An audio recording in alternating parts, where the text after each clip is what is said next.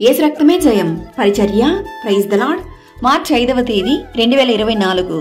ఈరోజు దేవుని వాక్యము, ఇశ్రాయేలును కాపాడువాడు కునుకడు నిద్రపోడు. కీర్తనలు 121వ కీర్తన 4వ వాక్యము. యెహోవాయే నిన్ను కాపాడువాడు, నీ కుడి పక్కను యెహోవా నీకు నీడగా ఉండును. మనల్ని కంటికి రెప్పలా కాచి కాపాడే దేవుడే మన యేసయ్య.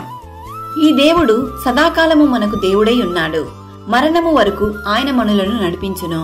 ఆపత్కాలమందు వారు నీ మీదకి రాగా యెహోవా నిన్ను ఆదుకొనును. దేవుని వాక్యం ఇలా సెలవిస్తుంది, ఒకడు తన కనుపాపను కాపాడుకొనున్నట్లు నన్ను కాపాడును. ఆయన నా కుడిపార్శ్వమందు ఉన్నాడు గనుక నేను కదల్చబడను అని. ఇట్టి విశ్వాసం ప్రతి ఒక్కరిలోనూ ఉండాలి.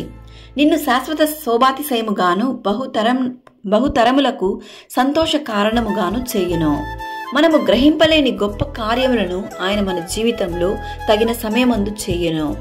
ఆయన నీ పాదమును తొట్టిల్లనీయడు. నిన్ను కాపాడువాడు కునుకడు నిద్రపోడు. యెహోవా దయాళుడు, ఆయన కృప నిరంతరముండును.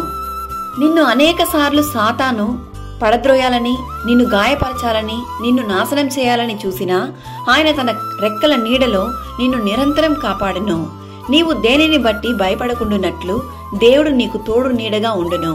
భూమి కంటే ఆకాశము ఎంత ఉన్నతముగా ఉన్నదో దేవుని యందు భయభక్తులు గల వారికి ఆయన కృప అంత అధికముగా ఉండును.